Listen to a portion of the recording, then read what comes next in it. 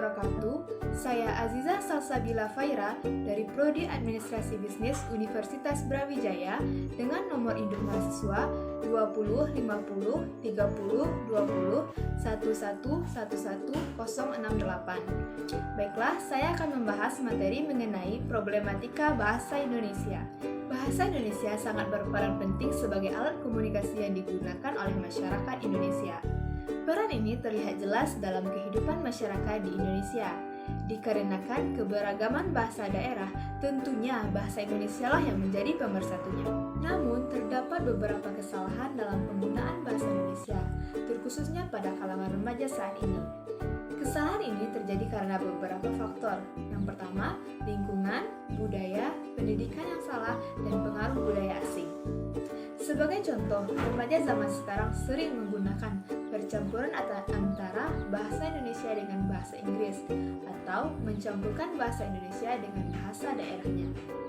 Sebagai bahasa yang akuntitatif dan sintetis, bahasa Indonesia tampak tidak pernah mengalami degradasi kosakata.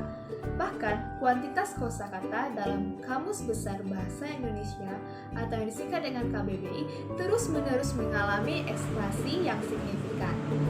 Meskipun kosakata yang ada di luar Kamus Bahasa Indonesia pun bertebaran dalam budaya tutur masyarakat.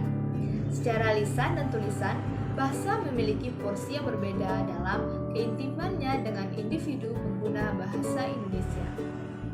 Adanya era globalisasi bukan menjadi hambatan untuk mencintai bahasanya sendiri, sebab bahasa Indonesia sudah menjadi bagian dari hidup kita.